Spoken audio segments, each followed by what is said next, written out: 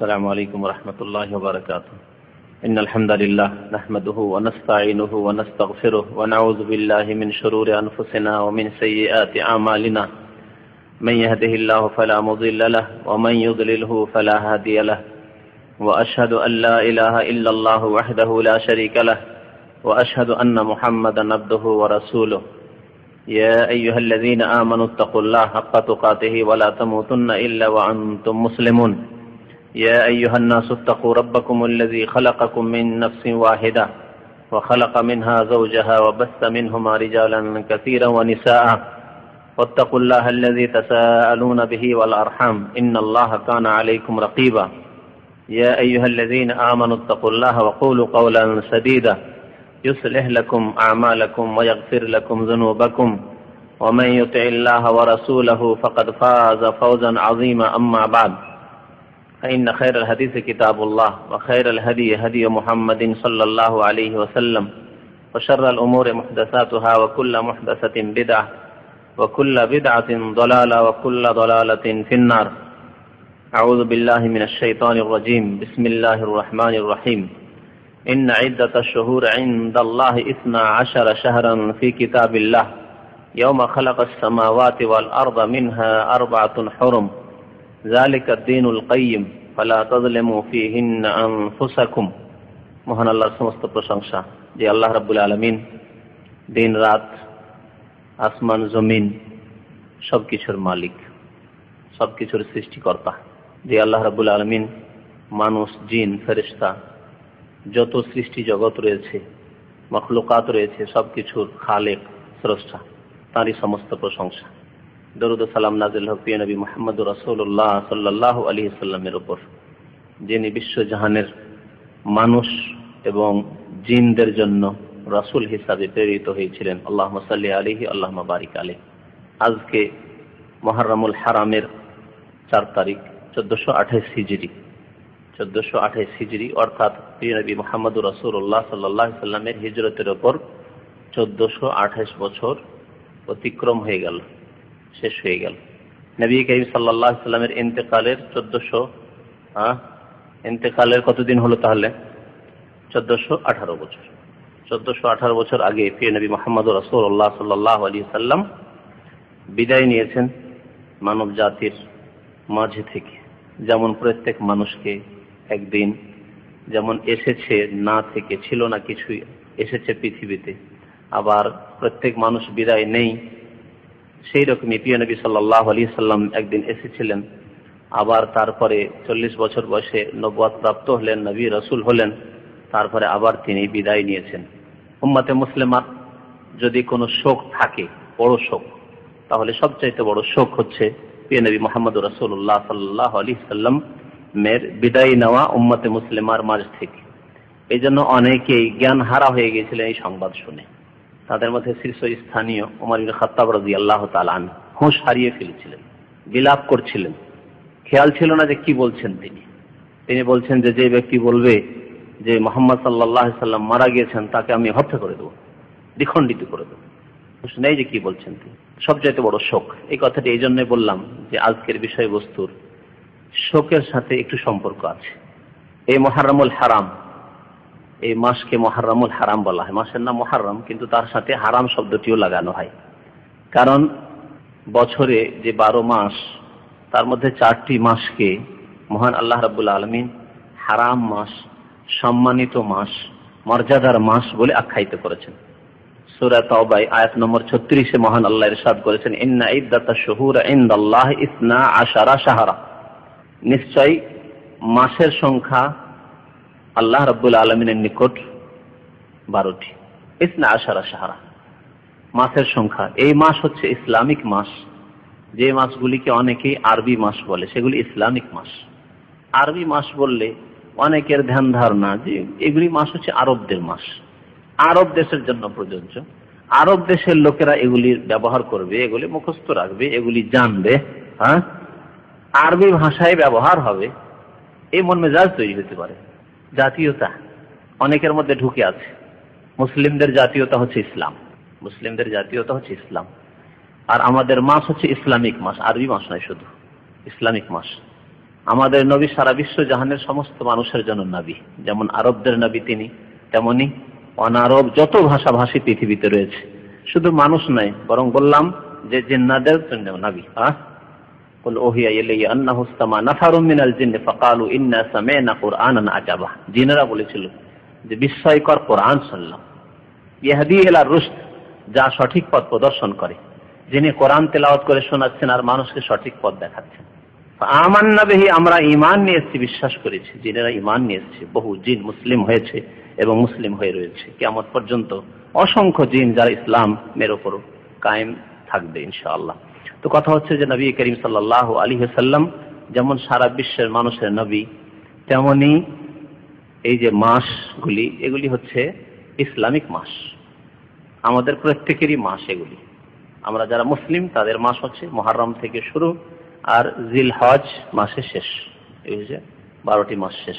12 শাহরান ফি কিতাবিল্লাহ, আল্লাহ বলছেন আল্লাহর বিধান, এ হচ্ছে আল্লাহর বিধান, আল্লাহর কিতাবে আল্লাহর বিধানে রয়েছে, আল্লাহর বিধানে রয়েছে 12টি মাস।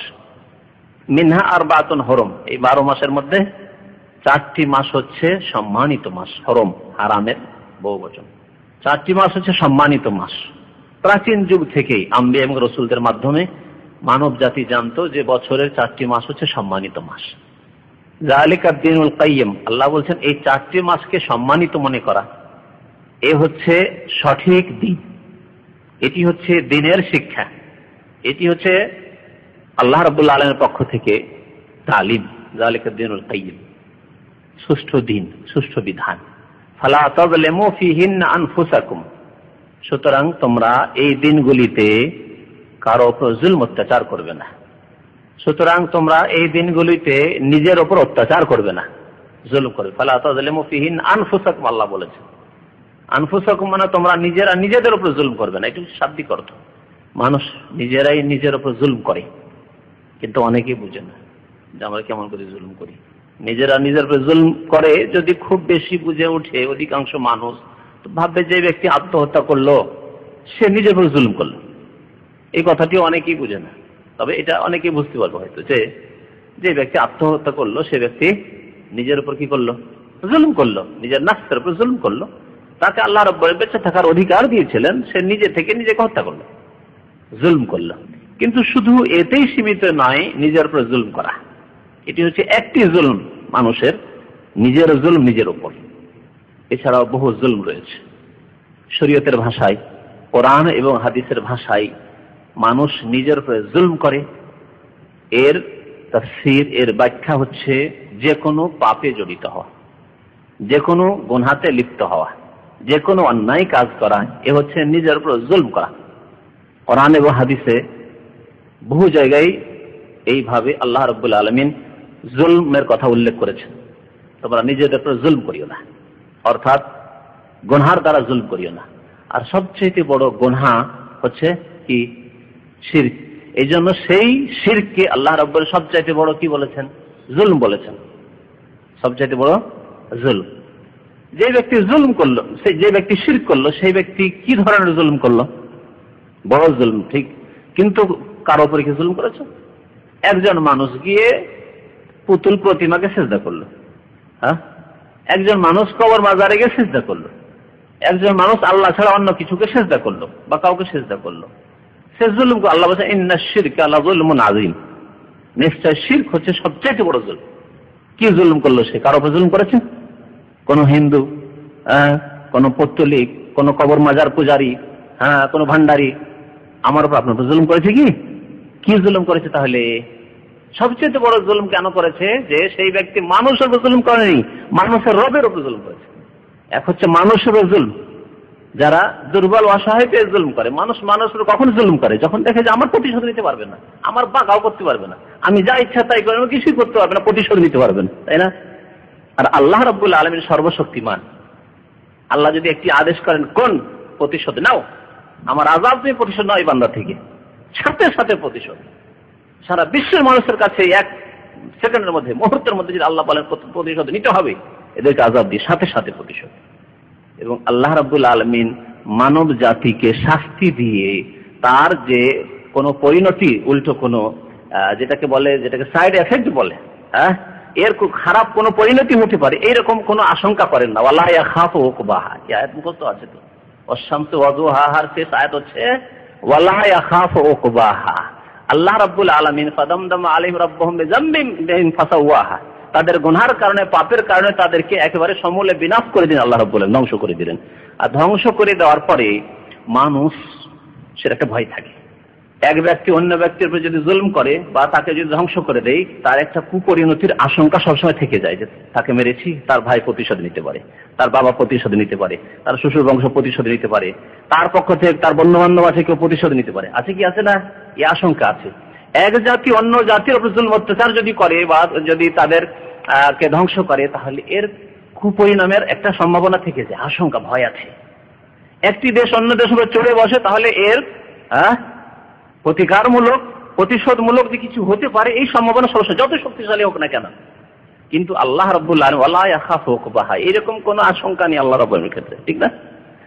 তো জুলমের কথা বলছিলাম, ফিরে আসি আসল। ফালা তাযলিমু আনফুসাকুম, শিরক সবচেয়ে বড় জুলম। কেন? তাহলে কোন মানুষের উপর জুলম তো করলো না, শিরক করে। কি জন্য জুলম? যে মানুষের রব, সারা বিশ্বের রব, সবকিছুর রবের ওপর জুলম করলো। কি জুলম করলো? জুলম হচ্ছে কারো অধিকার কিনে কাউকে দিয়ে দেওয়া, এ হচ্ছে জুলম। কারো অধিকার নিয়ে কাউকে দিয়ে দেওয়া। আপনার জমি জায়গা বেইমানি করে দিল, জুলম করলো না? একজন বেইমানি করলো, নিজেই দখল করলো, এটাও যেমন জুলম। একজন কাজী বা একজন আপনার জজ, ব্যারিস্টার, উকিল কি করলো? জেরা করে আপনাকে হারিয়ে দিল, অথচ আপনার জমি জায়গা সম্পত্তি, আপনার বিল্ডিং আপনাকে হারিয়ে দিয়ে অন্য কাউকে দিয়ে দিল। সেই জজ জুলম করলো না? সে উকিল জুলম করলো না? একজনের অধিকার অন্যজনকে দিয়ে দিল, এই যে জুলম। জুলমের আরো সংজ্ঞা খুব ভালো করে বুঝেন। জুলমের সংজ্ঞা সম্পর্কে উলামায়ে কেরাম বলেছেন যে ওয়াজউ শাইই ফি গায়রি মাওযিহি, যেখানে যেই বস্তু, যেই ব্যক্তি অথবা বস্তুকে যেখানে রাখা উচিত সেখানে না রেখে যদি অন্য কোনো স্থানে রাখে, তার যথাযথ স্থানে না রেখে অন্য কোথাও রাখে, তার নাম হচ্ছে জুলম। তার নাম হচ্ছে জুলম। এই জন্য আল্লাহ রাব্বুল আলামিনের সাথে অংশীদার স্থাপন করা জুলম। ইবাদত কোথায় রাখতে হইতো? আল্লাহর দরবারে। সিজদা কাকে করতে হবে? আল্লাহ। দোয়া কার কাছে করতে হবে? আল্লাহর কাছে। ফরিয়াদ করতে আল্লাহ তুমি উদ্ধার করো, কাকে?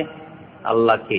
কিন্তু রাসূলকে ফরিয়াদ করে যেখানে রাখা দরকার ছিল সেখানে না রেখে অন্য স্থানে রেখে, রাসূলের সামনে রেখে দিল, জিলানির সামনে রেখে দিল, চিশতির সামনে রেখে দিল, কবরের সামনে রেখে দিল, প্রতিমা পুতুলের সামনে রেখে দিল। জুলম। জুলম যেখানে যেই বস্তুকে রাখা উচিত সেখানে না রেখে অন্য কোন স্থানে রাখার নাম হচ্ছে জুলম। তাহলে নামাজ না পড়া জুলম। এই জন্য যে 5 ওয়াক্ত নামাজ আল্লাহ ফরজ করেছে, তাহলে 5 ওয়াক্ত নামাজকে তারা যথা সময় রাখতে হবে, আদায় করতে হবে। যথা সময় আদায় না করা বা কিছু আদায় করা, কিছু না করা বা একেবারে আদায় না করা, তাহলে যেই স্থানে যা রাখা দরকার ছিল তা রাখলো না, সেই জন্য সে জুলম করলো। এইরকমই এক মানুষের অন্য মানুষের জুলম, গুনাহ এবং জুলম। এই জন্য যে মানুষের হিতাকাঙ্ক্ষী হবে, সুখে দুঃখে সাথ দেবে, না করে সে অন্যায় অত্যাচার করলো, মারধর করলো, আত্মসাৎ করলো, জুলম। যেখানে যা রাখা দরকার ছিল সেখানে না রেখে অন্য জায়গায় রাখলো। এইরকমই কোন ব্যক্তির যতটা মান সম্মান রয়েছে তার থেকে যদি কমিয়ে দেওয়া হয়, এটি হচ্ছে জুলম। মানহানি জুলম নয়? মানহানি করা যেমন জুলম, তেমনি যার যত সম্মান নয় তার থেকে বেশি বাড়িয়ে দেওয়া, তা হচ্ছে জুলম। এখান থেকে শিরকের উৎপত্তি হয়, শিরক জন্মায়। যেখানে যার মর্যাদা আছে সেখানে না রেখে তার উপরে যদি রেখে দেন, এখান থেকে শিরক জন্মায়। একজন মানুষ যতই বড় ব্যক্তিত্ব হোক না কেন, তার হক সেজদা নাই, তার সামনে সেজদায় পড়ে যাবেন, তার সামনে ঝুঁকে যাবেন, তার সামনে এই করবেন, জায়েজ নাই। এটা হচ্ছে কি? বাড়াবাড়ি। তার যতটা তার মর্যাদা তার চাইতে বেশি দিলেন সেজন্য শিরক। কদম বসি করবেন, পায়ে চুমন দিবেন, পা ধুয়ে পানি খাবেন, বাড়াবাড়ি, শিরক। এটা শিরকের আশঙ্কা অথবা শিরক। তো যেমন কারো সম্পর্কে বাড়াবাড়ি করলে জুলম হয়ে যায় আর সেই জুলম শিরকে পরিণত হয় অনেক সময়, তেমনি কোনো মানুষের যে আল্লাহ মর্যাদা দান করেছেন তার চাইতে কমিয়ে দিলেও জুলম হয়, মানহানির জুলম হয়, তাওহীনের জুলম হয়, অবমাননা করা, অসম্মান করার জুলম হয়। তো আজকের বিষয়বস্তু আবার ফিরে আসি, আয়াতটি শেষ করি। আল্লাহ রাব্বুল আলামিন বলছেন যে এই 12টি মাস ফালা তাযলিমু ফীহিন্না আনফুসাকুম, এতে জুলম করবে না। অর্থাৎ এই সময় আল্লাহ যে দিয়েছেন 12টি মাস, মুহররম চলে গেল তোমার উপর, বেঁচে থাকলে তুমি, সফর চলে গেল, এই করে 12 মাস চলে গেল, দিনের পর দিন যাচ্ছে, দিন গেল, সপ্তাহ গেল, মাস গেল, মাস যাওয়ার কয়েক মাস যাওয়ার পরে বছর চলে গেল, আবার নতুন বছর আসলো, মাশাআল্লাহ নতুন বছর ভেলে তুমি জুলম করিও না, গুনাহ করিও না, অন্যায় করিও না, অত্যাচার করিও না। ফালা তাযলিমু ফীহিন্না আনফুসাকুম, 12টি মাসের মধ্যে 4টি মাস সম্মানিত মাস। সেই মাসগুলি কি কি? জিলকাদা, জিলহজ বা জিলহিজ্জা, আর মুহররম, একটা না 3টি, আর তারপরে হচ্ছে রজব। রজব না, রমজান নয়, রমজান সম্মানিত। 5টি করবেন, জিলকাদা, জিলহিজ্জা, মুহররম আর রজব। এই জন্য মুহররমকে কি বলা হয়? মুহররমুল হারাম, শাহরুল্লাহিল মুহররম। নবী করিম সাল্লাল্লাহু আলাইহি ওয়াসাল্লাম আল্লাহর মাস বলে আখ্যায়িত করেছেন। আল্লাহ রাব্বুল আলামিন কোনো কিছুকে নিজের সাথে সম্পৃক্ত করলে তার কি গুরুত্ব দেখানো হয়, তার সম্মানের দিকে ইঙ্গিত করা হয়। আল্লাহ রাব্বুল আলামিন শাহরুল্লাহ বলেছেন, যেমন বাইতুল্লাহ, সব তো আল্লাহর ঘর, এটিও আল্লাহর ঘর। মসজিদ যেমন আল্লাহর ঘর, আপনার বাড়িটাও আল্লাহর ঘর। সারা পৃথিবী আল্লাহর। ইন্নাল আরদা লিল্লাহ, সারা পৃথিবী যখন আল্লাহ, তো সারা পৃথিবীর ঘর বাড়ি যা কিছু, মুসলিমের হোক, অমুসলিমের হোক, কাফের হোক, দিনদারের হোক, বেদিনের হোক, সব তো আল্লাহর। কিন্তু আল্লাহ রাব্বুল সব ঘরগুলিকে নিজের ঘর বলে আখ্যায়িত করেন। স্পেশালি কি বলছেন? বাইতুল্লাহ, কাবাকে বাইতুল্লাহ, আল্লাহর ঘর বলেছেন। মসজিদগুলিকে বুয়ুতুল্লাহ বলেছেন, ফি বাইতিন মিন বুয়ুতিল্লাহ। নবী করিম সাল্লাল্লাহু আলাইহি ওয়াসাল্লাম আল্লাহর ঘর বলে আখ্যায়িত করেছেন মসজিদগুলিকে, সম্মান দেখানোর জন্য। এই ঘরগুলির মর্যাদা দেখানোর জন্য নবী করিম সাল্লাল্লাহু আলাইহি ওয়াসাল্লাম একটি হাদিসে মুহররম মাসকে শাহরুল্লাহ বলে আখ্যায়িত করেছেন। এই মুহররম মাসে ইতিহাস সাক্ষী দেয় যে অনেক ঘটনাই ঘটেছে। তার মধ্যে কিছু কথা সহিহ সনদ দ্বারা প্রমাণিত, আর কিছু কথা হয়তো দুর্বল, জাল, এইরকম আল্লাহ ভালো জানেন সেসব ঘটনা প্রাচীন যুগ থেকে ঘটেছে কিনা এই সময়গুলিতে, কিন্তু এরকম কিছু কথা আছে। আমরা শুধু সঠিক কথাগুলি বর্ণনা করব। এই মুহররম মাস, এই মাসে আমাদের করণীয় কি, এবং আমাদের যে করণীয় রয়েছে তার পিছনে কারণ বা কি জন্য সেই কাজটি করতে হবে, কি উদ্দেশ্যে করতে হবে। আর এই মাসে অনেক লোকই অনেক রকমের কাজ করে থাকে, সেগুলি সম্পর্কে শরীয়তের মানদণ্ডে তার হুকুম বাকি, সেগুলি করা যাবে সুন্নাত না বিদআত। এই মুহররম মাস সম্পর্কে নবী করিম সাল্লাল্লাহু আলাইহি ওয়াসাল্লামের হাদিস, সহিহ মুসলিমের হাদিস, আফজালুস সিয়ামে বাদা রমাজানা সাওমু শাহরিল্লাহিল মুহররম। আফজাল মানে সর্বোত্তম, সর্বোত্তম রোজা, সিয়াম হচ্ছে বাদা রমজান, রমজান মাসের রোজার পরে। তাহলে বোঝা গেল যে রোজার মধ্যে সবচেয়ে উত্তম রোজা হচ্ছে রমজান মাসের রোজা, ফরজ রোজা। মনে রাখবেন যে ফরজ ইবাদতের তুলনায় যতই আজিম মহান নফল ইবাদত হোক না কেন, নফল ইবাদত ফরজের কাছে যাবে না, তার ধারে যেতে পারবে না, কোনো তুলনা করা যাবে না। সুতরাং সবচাইতে নামাজের ক্ষেত্রে সবচাইতে উত্তম নামাজ হচ্ছে ফরজ নামাজ, সবচাইতে উত্তম রোজা হচ্ছে ফরজ রোজা, রমজান মাসের রোজা। বাদা রমজান, এই জন্য বলেছেন যে রমজান মাসের পরে উত্তম রোজা হচ্ছে সাওমু শাহরিল্লাহিল মুহররম, আল্লাহর মাস যে মুহররম রয়েছে এই মুহররম মাসের রোজা। মুহররম মাসের রোজা হচ্ছে আফজালুস সিয়াম বাদা রমজান, কিন্তু রমজান মাসের রোজা রাখার পরে যদি কেউ অতিরিক্ত আরো বেশি নেকি করতে চায়, বেশি বেশি আরো গুনাহ খাতা মাফ করাতে চায়, আল্লাহর নৈকট্য লাভ করতে চায়, তাহলে এই নওয়াফিল ইবাদত বন্দেগী বা নবী করিম সাল্লাল্লাহু আলাইহি ওয়াসাল্লামের সুন্নত কাজগুলি করতে হবে। তার মধ্যে একটি হচ্ছে সাওমু শাহরিল্লাহিল মুহররম, আল্লাহর মাস যে মুহররম এর রোজা। তো এর দ্বারা মুহররম মাসের রোজার ফজিলত জানা গেল। এই রোজা কেন রাখতে হবে? প্রশ্ন হচ্ছে এই রোজা শুকরানা না শোকানা? শোকানা বুঝলেন, মানে এই শুকরিয়ার রোজা, আল্লাহর কৃতজ্ঞতা প্রকাশের উদ্দেশ্যে রোজা, না শোক পালনের রোজা? কিসের রোজা? নবী করিম সাল্লাল্লাহু আলাইহি ওয়াসাল্লাম যখন মদিনা মুনাওয়ারা হিজরত করে আসলেন, মক্কা থেকে হিজরত করে মদিনা মুনাওয়ারায় পৌঁছিলেন, তখন দেখলেন ইহুদিদেরকে রোজা রাখতে। তার আগে নবী করিম সাল্লাল্লাহু আলাইহি ওয়াসাল্লাম আর একটি হাদিস রয়েছে যে মক্কাতেও কিছু কুরাইশদেরকে রোজা রাখতে দেখতেন, কিন্তু মক্কার কুরাইশদের রোজা রাখা আর মদিনার ইহুদিদের রোজা রাখার মাঝে পার্থক্য ছিল একটু। এই জন্য এই হাদিসে আছে যে বিশেষভাবে নবী করিম সাল্লাল্লাহু আলাইহি ওয়াসাল্লাম যখন লাম্মা কাদিমা রাসূলুল্লাহ সাল্লাল্লাহু আলাইহি ওয়াসাল্লাম আল মদিনাতা, মদিনায় যখন নবী করিম সাল্লাল্লাহু আলাইহি ওয়াসাল্লাম তাশরীফ নিয়ে আসলেন, ওয়াজাদাল ইয়াহুদা ইয়াসুমুনা আশুরা, ইহুদিদেরকে দেখতে পেলেন যে তারা আশুরার দিনে রোজা রাখে। আশুরা মানে আশুরায় মুহররম, মুহররম মাসের 10 তারিখ, 10ই মুহররমে তারা রোজা রাখে। আরেকটি হাদিসে আরো অতিরিক্ত রয়েছে, যা দিয়ে আরো স্পষ্ট হবে, শুধু রোজাই রাখতো না, তারা রোজা রাখতো। ইহুদিরা বসবাস করতো মদিনায়, ইহুদিরা বসবাস করতো খাইবারে। খাইবার খুব মজবুত দুর্গ ছিল তাদের। খাইবারের যে যুদ্ধ হয়েছিল 7ম হিজরিতে, তাতেই তাদেরকে উৎখাত করা হয়েছে এবং তারা সন্ধি করেছে। আর মদিনায় যে 3টি গোত্র ছিল তাদের সাথে নবী করিম সাল্লাল্লাহু আলাইহি ওয়াসাল্লাম চুক্তি করেছিলেন আসার পরে, কিন্তু তারা গাদ্দারি করে বিশ্বাসঘাতকতা করে করে চুক্তি ভঙ্গ করার পরে তারা নিজেরাই চুক্তি ভঙ্গ করায় তাদের শাস্তি স্বরূপ তারা সেখান থেকে নিশ্চিহ্ন হয়েছে। তো মদিনা মুনাওয়ারায় নবী করিম সাল্লাল্লাহু আলাইহি ওয়াসাল্লাম 3টি গোত্র দেখলেন আসার পরে, বনু নাযির, বনু কুরাইজা, বনু কাইনুকা। এরা ইহুদি ছিল। আরেকটি দল ছিল মুশরিক পুত্তলিক, যাদের মধ্যে ইসলামের প্রচার হচ্ছে, ধীরে ধীরে লোকেরা কালেমা পড়ছে আর মুসলমান হচ্ছে। ইহুদিদের মধ্যে 2-4টি লোক, অল্প কিছু লোকই মুসলমান হয়েছিল। তাদের শীর্ষস্থানীয় একজন আলেম আব্দুল্লাহ বিন সালাম রাদিয়াল্লাহু তাআলা আনহু, তিনি মুসলমান হলেন। অধিকাংশ পৌত্তলিক মুশরিক যারা ছিল, যারা মূর্তি পূজা করত, তারা মুসলমান হয়ে গেছিল। আনসারী যারা সাহাবা, আওস এবং খাজরাজ, এদের 2টি গোত্র, 2টি বংশ ছিল। তাহলে মদিনায় এই টোটাল 5টি গোত্র বসবাস করত, আওস, খাজরাজ আর ইহুদিরা 3টি গোত্র। আর নবী করিম সাল্লাল্লাহু আলাইহি সাল্লাম এবং তার সাহাবায়ে কেরাম মুহাজিরিন যারা মক্কাতুল মুকাররমা থেকে হিজরত করে এসেছেন বা আশেপাশে অন্য কোনো জায়গা থেকে হিজরত করে, তারা মুহাজিরিন, বিভিন্ন গোত্রের লোক কিন্তু তারা মুহাজিরিন। তাহলে মুহাজিরিন, আনসার, আনসাররা 2 বংশে বিভক্ত, আওস এবং খাজরাজ আর ইহুদিরা। এই ছিল মদিনার সমাজ। নবী করিম সাল্লাল্লাহু আলাইহি সাল্লাম এখানে আসার পর ইহুদিদেরকে রোজা রাখতে দেখলেন। এই রোজা কেমন রাখতো? শুধু রোজাই রাখতো না, বরং আরেকটি হাদিস আছে, তারা এই দিনকে ঈদে পরিণত করেছিল, উৎসব করত। ঈদ যেমন আমাদের ঈদ হয়, ঈদ মানে খুশির দিন, তেমন ইহুদিদের ঈদ ছিল 10 মুহররম। তারা এই দিনে উৎসব করত, উৎসবের সাথে রোজাও রাখত। মক্কায় মা আয়েশা রাদিয়াল্লাহু তাআলা আনহা বর্ণনা করেছেন যে মক্কায় কানা কুরাইশ তাসুম ইয়াউমা আশুরা ফিল জাহিলিয়াতের যুগে কুরাইশরা মক্কাতে রোজা রাখত, কিন্তু তারা শুধু রোজা রাখত।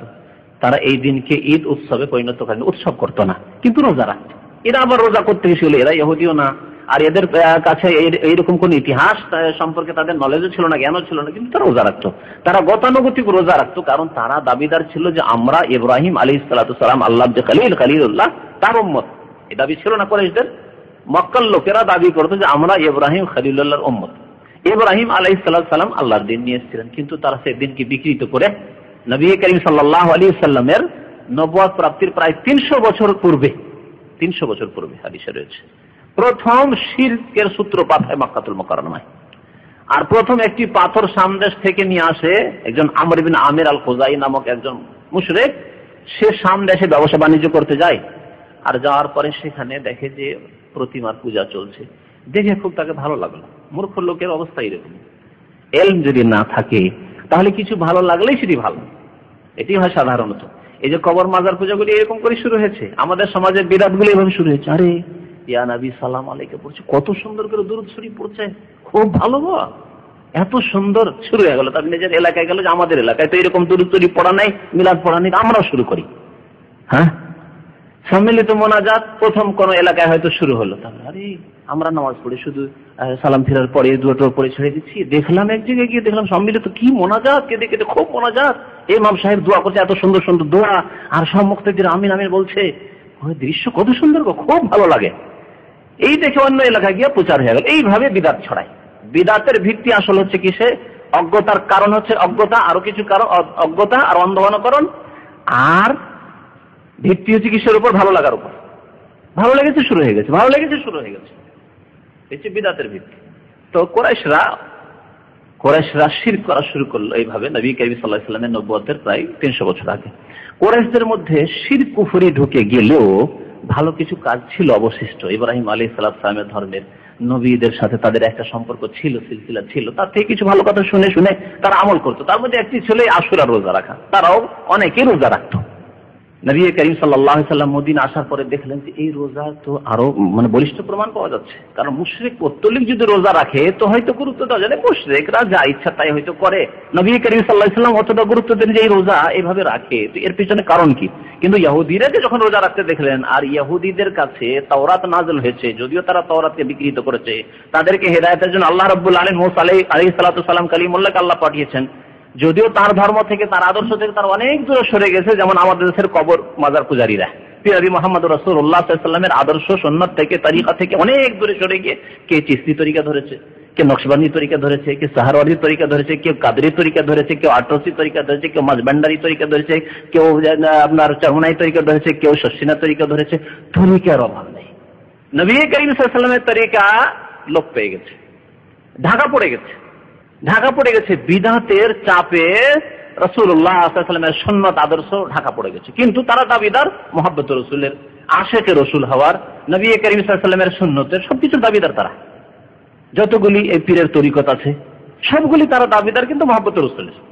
কিন্তু রাসূলুল্লাহ সাল্লাল্লাহু আলাইহি সাল্লামের সঠিক সুন্নাত থেকে, আদর্শ থেকে তারা অনেক দূরে সরে গেছে। এইরকমই অবস্থা ইহুদিদের ছিল। নবী করিম সাল্লাল্লাহু আলাইহি ওয়াসাল্লাম এই ভবিষ্যৎবাণী করেছেন উম্মতে মুসলিমাকে, লা তাত্তাবিউন্না সানানা মান কানা ক্বাবলাকুম হাযওয়াল কুযযাতি বিল কুযযাহ। তোমাদের পূর্বের যেসব জাতি এসেছিল তাদের তোমরা পদাঙ্কের অনুসরণ করবে, পদে পদে একবার, যেখানে তারা পা রেখেছে সেখানে তোমরা পা রাখবে, যেখানে তারা ধাপ রেখেছে সেখানে তুমি ধাপ রাখবে, কদম রাখবে। এইভাবে পদে পদে পদে তোমরা কি করবে? অন্ধ অনুকরণ করবে তোমাদের পূর্ববর্তী লোকেদের। সাহাবারা জিজ্ঞাসা করে, ইয়া রাসূলুল্লাহ আল ইয়াহুদ ওয়ান নাসারা, আপনি পূর্ববর্তী লোক বলে কাকে বুঝাতে চাইছেন? ইহুদি এবং নাসারাদের কথা বলছেন? ইহুদি খ্রিস্টানদের আমরা অনুকরণ করব? যাদের বিরুদ্ধে জিহাদ করছি আমরা, তাদের আমরা অনুকরণ করব? আশ্চর্য! কিন্তু সাহাবায়ে কেরামদের জন্য তখনকার যে পরিস্থিতি, তাতে কল্পনা করা যেত না যে মুসলিম জাতি আবার ইহুদি খ্রিস্টানদের অনুকরণ করবে। নায়ক নায়িকা দেখবা তাদের মতো তাদের কাটছাট হবে, ইহুদি নাসারাদের মতো তাদের আচার অনুষ্ঠান হবে, আখলাক চরিত্র হবে, তাদের ইবাদত বন্দেগী হবে, তাদের আকীদা হবে, তাদের ধারণা হবে। হতেই পারে না। আশ্চর্য! আল ইয়াহুদ ওয়ান নাসারা, ইহুদি খ্রিস্টানদের কথা বলছেন। নবী করিম সাল্লাল্লাহু আলাইহি ওয়াসাল্লাম বলেন, ফামান হুম, তোমাদের পূর্ববর্তী ইহুদি নাসারা না হলে আর কার কথা বলবো? উদ্দেশ্য আমার তাই, তোমরা একদিন এমন আসবে যে এই উম্মত, দেখুন কেমন পদে পদে অনুসরণ। ইহুদি খ্রিস্টানরা মুসা আলাইহিস সালামের, ইহুদিরা মুসা আলাইহিস সালামের দোহাই পড়ে, কিন্তু মুসা আলাইহিস সালামের আদর্শ থেকে অনেক দূরে। খ্রিস্টানরা ঈসা আলাইহিস সালামের দোহাই পড়ে, কিন্তু ঈসা আলাইহিস সালামের সঠিক আদর্শ তাওহীদ একত্ববাদ থেকে অনেক দূরে, শিরক কুফরিতে লিপ্ত ইহুদি এবং খ্রিস্টান। ঠিক কিনা? ঠিকই তেমনি উম্মতে মুসলিমার লোকেরা, কবর মাজার পন্থী, সুফি ইজমে বিশ্বাসী, পীর মুরিদের বিশ্বাসী যত তরিকাতলারা, এরা প্রিয় নবী মুহাম্মদ রাসূলুল্লাহ সাল্লাল্লাহু আলাইহি ওয়াসাল্লাম দোহাই পড়ে ইহুদি নাসারাদের মতো, কিন্তু তার সুন্নাত থেকে, তার আদর্শ থেকে, তার তরিকা থেকে বহু দূরে। তাদের মহাব্বত হচ্ছে অন্য অন্য তরিকার সাথে। নবী করিম সাল্লাল্লাহু আলাইহি ওয়াসাল্লাম ইহুদিদেরকে জিজ্ঞাসা করলেন মদিনায় যে, মা হাযাল ইয়াউমুল লাযী তাসুমুনা, এই দিনে তোমরা রোজা রাখো কেন? কি জন্য তোমরা রোজা রাখো? এর প্রেক্ষাপট কি? তারা বলল, হাযা ইয়াউমুন আযীম। একটি হাদিস আছে এরকম, এই হাদিসগুলি সব সহিহ বুখারী অথবা মুসলিম শরীফের হাদিস। বহু হাদিস রয়েছে, সবগুলির কালেকশনে আপনাদের সামনে আলোচনা পেশ করছি। হাযা ইয়াউমুন আযীম, এটি হচ্ছে খুব বড় দিন। আর একটি হাদিস রয়েছে, হাযা ইয়াউমুন সালেহ, এই দিনটি হচ্ছে খুব শুভ দিন, ভালো দিন, শুভ দিন। ইয়াউমুন নাজ্জাল্লাহু ফীহি মূসা ওয়া কওমাহ, এই এমন একদিন, এমন মহান দিন যেই দিনে আল্লাহ রাব্বুল আলামিন মূসা আলাইহিস সালাতু ওয়াস সালাম এবং তার সম্প্রদায় বনি ইসরাইল, সেই যুগের মুসলিমদেরকে আল্লাহ মুক্তি দিয়েছিলেন, জালেমদের কবল থেকে মুক্তি দিয়েছিলেন। ওয়া আগরাকা ফিরআউন ওয়া কওমাহ, ফিরআউন এবং তার সম্প্রদায় কিবতীদেরকে আল্লাহ রাব্বুল ডুবিয়ে ধ্বংস করেছিলেন এই দিনে। ফাসামাহু মূসা শুকরান লিল্লাহ, মূসা আলাইহিস সালাম এই দিনে আল্লাহর শুকরানা স্বরূপ, কৃতজ্ঞতা প্রকাশের জন্য শুকরিয়ার রোজা রেখেছিলেন। এবং শুকরিয়ার সেজদা হয় শরীয়তে, আমাদের দিন ইসলামে শুকরিয়ার সেজদা আছে। খুশির খবর এসেছে আপনার কাছে, তাড়াতাড়ি সেজদায় পড়ে গেলেন, ওযুর কোনো শর্ত নেই, সাথে সাথে সেজদা পড়ে যান। এই সেজদার জন্য ওযুর শর্ত নেই। অনেক ওলামাদের নিকটে শুকরানা নামাজও পড়তে পারে, শুকরানা। সেই রকমই মূসা আলাইহিস সালাম কি করেছিলেন? শুকরানা রোজা রেখেছিলেন। যখন সমুদ্র পার করে চলে আসলেন আর আল্লাহ নাজাত দিলেন মূসা আলাইহিস সালাম বনি ইসরাইলকে, আল্লাহর দুশমন, আল্লাহর শত্রু, তার সেনাবাহিনী সব ধ্বংস হলো, মূসা আলাইহিস সালাম শুকরানা রোজা রাখলেন।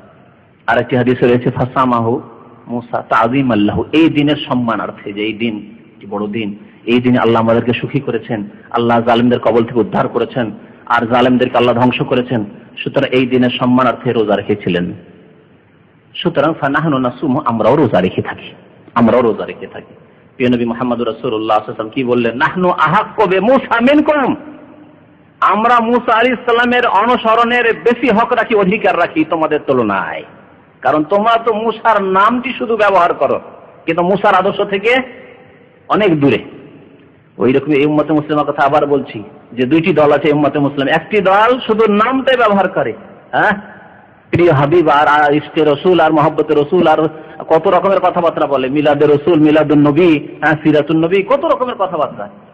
কিন্তু নবী সাল্লাল্লাহু আলাইহি সাল্লামের আদর্শ যদি বলা হয় যে এর প্রমাণ কি আল্লাহ রসুল থেকে আছে, সাহাবায়ে কেরামরা করেছেন, খোলাফায়ে রাশিদিন করেছেন, বলে না এরা ঠিক না।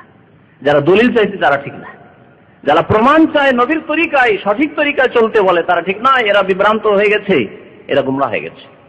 নবী করিম সাল্লাল্লাহু আলাইহি ওয়াসাল্লাম কি বললেন যে তোমাদেরকে ছেড়ে দিয়ে তোমরা অনুকরণে বেশি হক রাখো না? নাহনু, আমরা মুসলিম যারা তারা মুসা আলাইহিস সালামের অনুকরণের ইত্তেবার বেশি হক রাখে। কারণ মুসা আলাইহিস সালাম যেই উৎস থেকে দ্বীন নিয়ে এসেছিলেন সেই উৎস থেকে আমি মুহাম্মদুর রাসূলুল্লাহ সাল্লাল্লাহু আলাইহি ওয়াসাল্লাম আল্লাহ প্রদত্ত দ্বীন নিয়ে এসেছি। মুসা আলাইহিস সালাম আল্লাহর দ্বীনের বাহক প্রচারক ছিলেন, আমিও আল্লাহ রাব্বুল আলামিনের দ্বীনের প্রচারক। নবী করিম সাল্লাল্লাহু আলাইহি ওয়াসাল্লামের একটি হাদিস রয়েছে, আল আম্বিয়া বানুল আল্লাহ, নবীদের উদাহরণ হচ্ছে সৎ ভাইদের মতো, সৎ ভাই, বৈমাত্রীয় ভাইদের মতো। বৈমাত্রীয় ভাই কাদেরকে বলে? হ্যাঁ, নবী করিম সাল্লাল্লাহু আলাইহি ওয়াসাল্লাম তার ব্যাখ্যা দিয়েছেন, আবুহুম ওয়াহিদ ওয়া উম্মাহাতুহুম শাত্তা, তাদের পিতা এক কিন্তু মা হচ্ছে ভিন্ন ভিন্ন। শাত্তা মানে ভিন্ন ভিন্ন, মা ভিন্ন ভিন্ন কিন্তু বাবা এক, এদেরকে তো বৈমাত্রীয় ভাই বলে, ঠিক না? সৎ ভাই। তো নবীদের উদাহরণ হচ্ছে সেই রকম। কিরকম উদাহরণ? তারা কোনখানে উদাহরণ দিলেন? এই উদাহরণ যদি আমাদের দেশের প্রেক্ষাপটে বুঝি তাহলে বুঝি তার নবীদের মধ্যে তাহলে এই দ্বন্দ্ব ছিল নাকি? কারণ আমাদের সৎ ভাই বললে মানে দুশ্মন, সৎ ভাই যদি বলে দেওয়া হয়, সৎ মা বলে দেওয়া হয় বাপরে বৈমাত্রীয় ভাই, তার মানে দ্বন্দ্ব আছে কিছু। কাউকে যদি বলতে হয় তুমি আমার আপন ভাই না, তুমি আমার বৈমাত্রীয় ভাই, তুমি আমার সৎ ভাই, সৎ ভাইয়ের মতো আচরণ করছো, তার মানে আমার সাথে কি করছো? হিংসা করছো, বিদ্বেষ রাখছো ইত্যাদি, তাই না? এইরকম মন মেজাজ তৈরি হয়ে গেছে, অনইসলামিক মন মেজাজ তৈরি হয়ে গেছে। নবী করিম সাল্লাল্লাহু আলাইহি ওয়াসাল্লাম এই হাদিসে উদাহরণ দিয়েছেন একটি বস্তুর সাথে, তা হচ্ছে দ্বীন। আল্লাহ যেই দিন মানুষকে আল্লাহ পাঠিয়েছে সেই দিন থেকে যে দ্বীন পাঠিয়েছেন তার সেই দ্বীনের মূল হচ্ছে এক, মানে আকীদা। দ্বীন হচ্ছে দুইটি জিনিসের সমষ্টির নাম, একটি হচ্ছে আকীদা, বিশ্বাসের বিষয়গুলি যেগুলি সম্পর্ক অন্তরের সাথে, আর আরেকটি হচ্ছে আমল, ফরু, মাসলা মাসাইল, ফিকহির মাসলা মাসাইল। আকীদা মানে আল্লাহর প্রতি ঈমান, আল্লাহর একত্বের প্রতি ঈমান, আল্লাহর সাথে শিরক না করা, পরকালের প্রতি ঈমান, কিতাবের প্রতি ঈমান, ফেরেশতাদের প্রতি ঈমান, এগুলো সব আকীদা, তাই না? জান্নাতের প্রতি ঈমান, জাহান্নামের প্রতি ঈমান, তাকদীরের প্রতি ঈমান, হিসাব নিকাশের প্রতি ঈমান, এগুলো হচ্ছে আকীদা। আর দ্বিতীয় হচ্ছে আমল, মানে যেগুলি জুজি মাসলা মাসাইল, নামাজ কত রাকাত, দিনে রাত্রে কত রাকাত, তারপরে নামাজে কয়টি রুকু কয়টি সিজদা, কত রাকাত সুন্নাত কত রাকাত ফরজ, বেতর ইত্যাদি। তারপর রোজা, কত দিনের রোজা, ফরজ কত, কখন সুন্নাত ইত্যাদি ইত্যাদি, এগুলো হচ্ছে মাসলা মাসাইল, আমল, আমলের সাথে সম্পর্ক। তো যত আম্বিয়া এবং রাসূল এসেছেন তাদের মূল হচ্ছে এক, মানে আকীদা হচ্ছে এক। আদম আলাইহিস সালাতু সালামেরও আকীদা আখিরাতের উপর ছিল, ওই রকমই যেমন নূহ আলাইহিস সালামের, ওই রকমই যেমন ইব্রাহিম আলাইহিস সালামের, ওই রকমই যেমন মুসা, ঈসা, মুহাম্মদুর রাসূলুল্লাহ সাল্লাল্লাহু আলাইহি সাল্লামের আকীদা সব এক, ঠিক না? এমন কোন নবী আসেননি যিনি বলেছেন না আখিরাত বলে কিছু নেই, এমন আছে? তাকদীর বলে কিছু নেই, এমন কিছু আছে? না, সব এক, আকীদা সব এক। এমন কোন নবী আসেননি তিনি ওসিলা শিখেছেন, দেখো আল্লাহকে পেতে হলে মাধ্যম দরকার, মাধ্যম মানে ওলি আউলিয়া, ওলি আউলিয়াকে সিজদা করলে আল্লাহকে পাওয়া যায়, এরকম কোন নবী শিক্ষা দিয়েছেন? দোয়া করলে মাধ্যম দিয়ে দোয়া করে সরাসরি তুমি গরিব মানুষ, মিসকিন মানুষ, ফাসেক মানুষ, গুনাহগার মানুষ, কত পাপী তাপী, তোমার দোয়া কি ডাইরেক্ট কবুল হয়? তোমার মাধ্যম ধরতে হবে, ওসিলা ধরে বরাত দিয়ে দোয়া করে উইথ রেফারেন্স দিতে হবে। এরকম কোন শিক্ষা কোন নবী দিয়েছেন? দেনি, ডাইরেক্ট। ইজা সাআলাকা ইবাদি আন্নী ফাইন্নী করিব। যেমন আল্লাহ রাব্বুল আলামিন কোরআনে কারীমে বলেছেন, নবী করিম সাল্লাল্লাহু আলাইহি ওয়াসাল্লাম যখন সুর পাহাড়ের গুহায় ছিলেন আর কাফেররা চলে এসেছে, দেখেই নেবে, আবু বকর এত ভয়ে ভীত, আল্লাহ দেখে নেবে আমাদেরকে। তখন নবী সাল্লাল্লাহু আলাইহি ওয়াসাল্লাম কি জবাব দিয়েছেন? লা তাহজান ইন্নাল্লাহা মা, আল্লাহ আমাদের সাথে আছেন। এই আকীদায় মুসা আলাইহিস সালামের জীবনে দেখতে পাবেন আপনি। মুসা আলাইহিস সালাম যখন পিছনে দেখে ফেরাউন তাড়া করে চলে এসেছে একবার সমুদ্রের কাছে, আর আমরা সামনে পানি, যাবো কোথায়? ঝাঁপ দিলে পানিতে ডুবে মরবো, আর না হলে পিছন দিক থেকে তো এই বিশাল সেনাবাহিনী আমাদেরকে পিছিয়ে দিবে ফেরাউনের। শেষ। মুসা আলাইহিস সালামকে তিরস্কার করা শুরু করলো, ধৈর্য হারা হয়ে পড়েছে মুসা আলাইহিস সালাম জাতি বনি ইসরাইল। মুসা কি করলে? আমাদেরকে ফাঁসিয়ে দিলে, সামনে গেলে ডুবে মরবো, পিছন দিক থেকে এরা শেষ করবে, আমাদেরকে জবাই করবে। আরে দেশেই থাকতাম, মজলুম হয়ে থাক, গোলামি করতাম, তারপরে তো বেঁচে থাকতাম মিসরে থাকলে। তখন মুসা আলাইহিস সালাম কি বলেছিলেন? কাল্লা ইন্না মাইয়া রাব্বি সায়াহদিন। হতেই পারে না যে আল্লাহর আদেশে, আল্লাহ বলেন ফাসরে, যাও রাতারাতি বেরিয়ে পড়ো, সে আল্লাহর আদেশে এসেছে, ইন্না মাইয়া রাব্বি, নিশ্চয়ই আমার সাথে আমার রব আছেন। যেই কথা নবী মুহাম্মদুর রাসূলুল্লাহ সাল্লাল্লাহু আলাইহি ওয়াসাল্লাম বলছেন, সেই কথাই কে বলছেন? মুসা আলাইহিস সালাম। দেখছেন আকীদা সবই এক। তাহলে বাবা এক, অর্থাৎ আকীদা এক। উম্মাহাতুহুম শাত্তা, মা ভিন্ন ভিন্ন, মানে শরীয়তের মাসলা মাসাইল গুলি ভিন্ন ভিন্ন। আমরা 5 ওয়াক্ত নামাজ পড়ি, মুসা আলাইহিস সালাম 5 ওয়াক্ত পড়েনি, কম পড়েছেন, বেশি পড়েছেন, সেটা তার ধর্মের সাথে সীমিত ছিল। তার ধর্ম রহিত করে দেওয়া হয়েছে, তার সাথে সেই বিধানগুলি শেষ করে দেওয়া হয়েছে, কিন্তু মৌলিক আকীদা ঠিক আছে। আসল বিষয়ের দিকে ফিরে আসি। নবী করিম সাল্লাল্লাহু আলাইহি সাল্লাম যখন শুনলেন তাদের রোজার কথা, যে এই রোজার ইতিহাস হচ্ছে শুকরানা রোজা, মুসা আলাইহিস সালামের মুক্তির দিন, আর ওয়াগরাকা ফিরআউন ওয়া কাম, ফিরআউন এবং তার সম্প্রদায়কে আল্লাহ ডুবিয়ে ধ্বংস করেছেন। তাহলে আল্লাহর দুশমনরা যদি, আল্লাহর শত্রু, যে ব্যক্তি আল্লাহর প্রতি বিশ্বাস রাখে না, পরকালের প্রতি বিশ্বাস রাখে না, জান্নাত জাহান্নামে বিশ্বাস রাখে না, 5 ওয়াক্ত নামাজে বিশ্বাস রাখে না, সেই ব্যক্তি আল্লাহর শত্রু। বেশি বুঝাবার প্রয়োজন নেই। ইসলামী আকীদার সাথে যাদের ঐক্যমত নেই, যারা ইত্তিফাক রাখে না, যারা তাতে বিশ্বাসী না, আস্থা রাখে না, তার আল্লাহর দুশমন। আল্লাহ রাব্বুল আলামিন এজন্য মানব জাতিকে 2 ভাগে ভাগ করেছেন, হিজবুল্লাহ এবং হিজবুশ শাইতান। সূরা মুজাদালা পড়ুন, আল্লাহ কি বলছেন? এক দলের কথা উলাইকা হিজবুল্লাহ, এরা আল্লাহর দল, আর আরেক দলের কথা বলছেন উলাইকা হিজবুশ শাইতান, আলা ইন্না হিজবাল্লাহি হুমুল মুফলিহুন, আল্লাহর দল সফল কাম, আর হিজবুশ শাইতান হুমুল খাসিরুন, ক্ষতিগ্রস্ত। তাহলে পৃথিবীতে আল্লাহর শত্রু কারা? যারা আল্লাহ এবং আল্লাহ যা বিশ্বাস করতে বলেছেন তা বিশ্বাস করে না। আল্লাহ যে দিন নাযিল করেছেন মানব জাতির কল্যাণের জন্য, শান্তির জন্য, দুনিয়া এবং আখিরাতে, তার বাস্তবায়ন যারা করে না, তারা আল্লাহর দুশমন। তার রং যেমনই হোক না কেন, তার ভাষা যেমনই হোক না কেন, আর সে যেখানকারই হোক না কেন, স্পষ্ট কথা। আপনার আপন ভাই যদি হয়, আপন ছেলেও যদি হয়, আর সে যদি আপনার সাথে আকীদায় একমত না হয়, তাহলে সে আল্লাহর শত্রু। নূহ আলাইহিস সালাতু সালামের মতো আল্লাহর রাসূল আর তার ছেলে যখন বলল, না আমি তোমার দিন মানি না, তোমার নিয়ে আসা দিন আমি মানি না, সে কি আল্লাহর শত্রু? আদুবুল্লাহ নয়? ওয়ালা তুখাতিবনি ফিল্লাযিনা যালামু, তোমার ছেলে জালেম, সেই জালেম সম্পর্কে হে নূহ তুমি দোয়া করবে না, নিষেধ। আপন ছেলে। তো নবী করিম সাল্লাল্লাহু আলাইহি ওয়াসাল্লাম বললেন যে আমরা বেশি হক রাখি, সুতরাং ফাসামাহু রাসূলুল্লাহ সাল্লাল্লাহু আলাইহি ওয়াসাল্লাম ওয়া আমারা বিসিয়াম, নিজেও রোজা রাখলেন এবং সাহাবাই কেরামদেরকে তারপর থেকে গুরুত্বের সাথে রোজা রাখতে আদেশ করলেন। আরেকটি হাদিস রয়েছে, নবী করিম সাল্লাল্লাহু আলাইহি ওয়াসাল্লাম প্রথম আসার পরে যতদিন পর্যন্ত রমজান মাসের রোজা ফরজ হয়নি। রমজান মাসের রোজা কখন ফরজ হয়েছে? 2য় হিজরিতে ফরজ হয়েছে। রমজান মাসের রোজা তাহলে প্রথম হিজরিতে রমজান মাসের রোজা ছিল না। রমজান মাসের রোজা যতদিন ফরজ হয়নি ততদিন পর্যন্ত মুহররম মাসের রোজা ফরজ ছিল, সেই হাদিস দ্বারা প্রমাণিত। আর ফালাম্মা ফরিজা রমাদান, রমজান মাসের রোজা যখন ফরজ হয়ে গেল, তখন নবী করিম সাল্লাল্লাহু আলাইহি ওয়াসাল্লাম মানুষকে ইখতিয়ার দিলেন, ফামান শাআ সামা ওয়া মান শাআ আফতার। এখন যার ইচ্ছা হবে রোজা রাখবে, আর যার ইচ্ছা হবে না সে রোজা নাও রাখতে পারে, তবে এই রোজার পরেই ফজিলত রয়েছে। নবী করিম সাল্লাল্লাহু আলাইহি ওয়াসাল্লাম কি হিকমতে রোজা রাখলেন? তাহলে শুকরানা রোজা। আমার ভাই মুসা আলাইহিস সালাম আর আমাদের মুসলিম ভাই মুসা আলাইহিস সালামের বংশধর বনি ইসরাইল, তারা মুসলিম, তারা সেই দিনে মুক্তি পেয়েছে জালেমদের কবল থেকে, আর আল্লাহর শত্রু ধ্বংস হয়েছে। আল্লাহর শত্রু ধ্বংস হলে খুশি বোধ করা, এটি হচ্ছে ঈমানের লক্ষণ। আল্লাহর একটি শত্রু যদি পৃথিবীর কোন আনাচ কানাচে যেখানে হোক না কেন যদি ধ্বংস হয়, তাহলে ঈমানের লক্ষণ, ইসলামের লক্ষণ হচ্ছে যে আপনি খুশি বোধ করুন, আলহামদুলিল্লাহ আল্লাহর একটি শত্রু কমেছে। আর ঈমানের আরেকটি লক্ষণ হচ্ছে আল্লাহর মুমিন বান্দা যদি সুখী হয় তাহলে খুশি বোধ করা, মুমিন বান্দা যদি কষ্ট পায় তাহলে শোক বোধ করা, কষ্ট বোধ করা, ব্যথিত হওয়া। সে মুমিন বান্দা জাপানের হোক আর সারা পৃথিবীর আর অন্য কোনো দেশের হোক, যেখানকার হোক না কেন, সেখানে জীবনে যাননি আর কোনোদিন যাবেন সেই আশাও রাখেন না, তারপরে শুধু শুনেছেন যে সেখানকার একজন মুমিন ভাই সুখী হয়েছে, আলহামদুলিল্লাহ আমার মুসলিম ভাই এবং আল্লাহর বন্ধু, আল্লাহর নেক বান্দা সুখী। এ হচ্ছে ঈমানের পরিচয়, মনে রাখতে হবে এই কথা।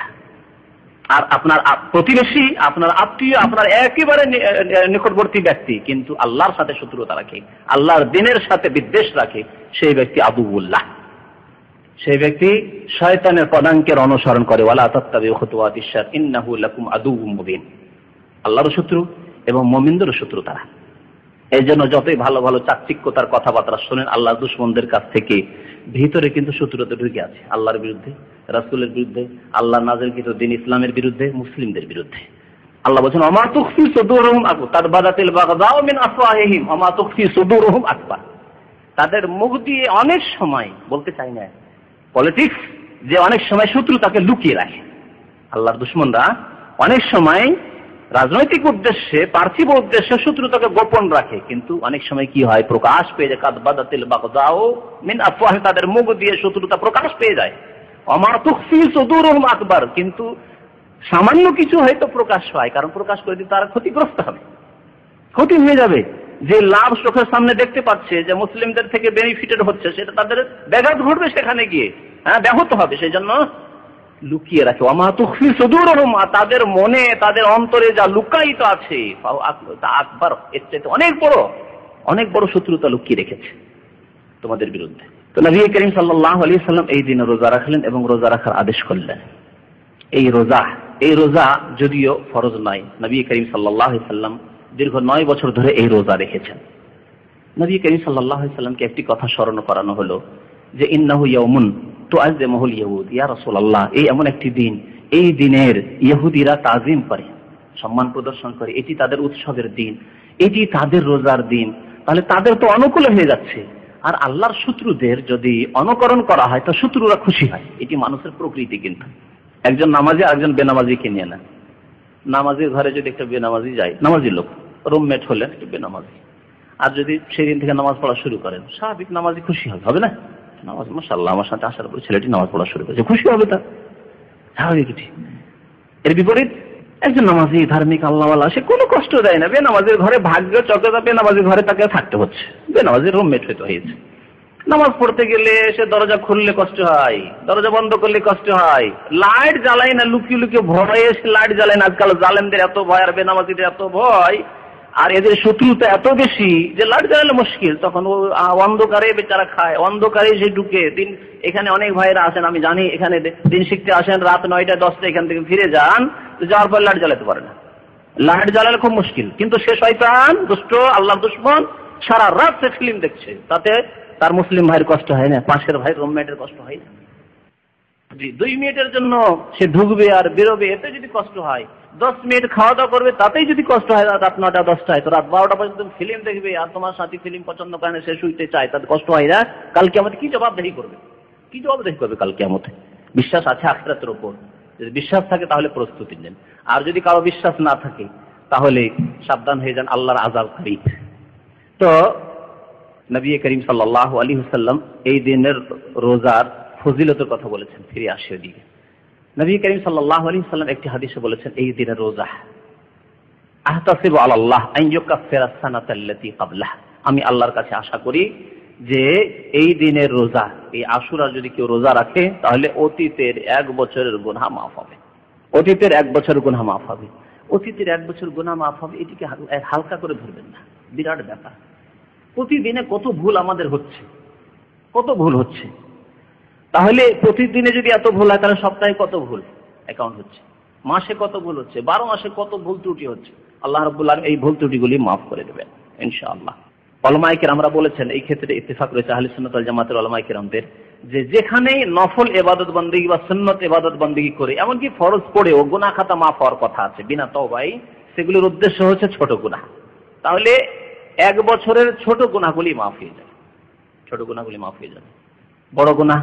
বড় গুনাহের জন্য তওবার শর্ত রয়েছে। তাহলে নেক আমল করার পরে ফরজ নামাজ পড়ছে, রোজা রাখলো, এই আশুরা রোজা রাখলো, মুহররমের রোজা রাখলো, তারপর আল্লাহর কাছে যদি তওবা করে তো আল্লাহ কাবিরা গুনাহ মাফ করে দেবেন। কোন ব্যক্তি যদি এমন হয় যার গুনাহ নেই, এমন তো হয়তো নেক মানুষ, খুব সৎ মানুষ, গুনাহ নেই, আমল নামায় গুনাহ নেই, আর সেই ব্যক্তি আশুরা রোজা রাখলো, তাহলে সে কি পাবে? একজন লোকের অনেক সাগীরা গুনাহ আছে, তাহলে সে আশুরা রোজা রেখে যদি তার 1 বছরের গুনাহ মাফ হয়, আর একজন লোকের ছোট গুনাহ নেই, বড় গুনাহ নেই, তাহলে কি মাফ? ছোট গুনাহ নেই, তাহলে কি মাফ হবে? তার গুনাহই নেই তো মাফ কি হবে বলেন? ওলামারা বলছেন সেই ক্ষেত্রে সেই গুনাহ, একজনের গুনাহ মাফ হলো, যার গুনাহ আছে তার গুনাহ মাফ হলো, যার গুনাহ নেই তার নেকি বাড়বে, ওই হারে নেকি আল্লাহ বৃদ্ধি করে দেবেন। আরেকজন লোকের হয়তো ছোট গুনাহ নেই কিন্তু বড় গুনাহ আছে, ছোট গুনাহ নেই বড় গুনাহ আছে, ওলামায়ে কেরাম বলছেন ছোট গুনাহ মাফ হবে। এইসব নেক আমলগুলি, নফল আমলগুলি করলে ছোট গুনাহ মাফ হবে বিনা তওবায়। তাহলে বড় গুনাহর কি হবে? বড় গুনাহ হালকা হবে। ছোট গুনাহ হয়তো অন্য আমল দ্বারা সে মাফ করে নিয়েছে, কারণ নবী সাল্লাল্লাহু আলাইহি ওয়াসাল্লাম বলেছেন যারা 5 ওয়াক্ত নামাজ পড়ে তাদের ছোট গুনাহগুলি মাফ হয়ে যায়। যারা উযু করে, উযুর মধ্যে গুনাহ মাফ হয়। তাহলে এই করে যদি ছোট গুনাহগুলি মাফই হয়ে যায়, তো সারা বছর পরে যখন আশুরা রোজা, মুহররম মাসের রোজা আসলো, ছোট গুনাহ নেই, কারণ দৈনিক নামাজ পড়ে মাশাআল্লাহ, আর দৈনিক উযু করে, তো ছোট গুনাহ তো ডেলি মাফ হয়ে যাচ্ছে। তাহলে এই লোকের কি হবে?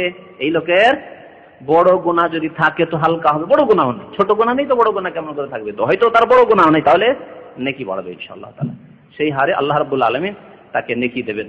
নবী করিম সাল্লাল্লাহু আলাইহি ওয়াসাল্লাম 1 বছরের গুনাহ মাফের কথা বলেছেন। আরাফার রোজা সম্পর্কে বলেছেন 2 বছরের গুনাহ মাফের কথা নবী সাল্লাল্লাহু আলাইহি ওয়াসাল্লাম বলেছেন। এই ছিল রোজা সম্পর্কে কিছু কথা। রোজা ইহুদিরা থাকতো। নবী সাল্লাল্লাহু আলাইহি ওয়াসাল্লাম সেই হাদিসটি বলতে ওদের ছেড়ে দিয়েছে। নবী সাল্লাল্লাহু আলাইহি ওয়াসাল্লামকে সাহাবারা বললেন যে এই দিন তো বড় দিন ইহুদিদের, আমরা তাদের অনুকরণ করব, তারা খুশি হবে।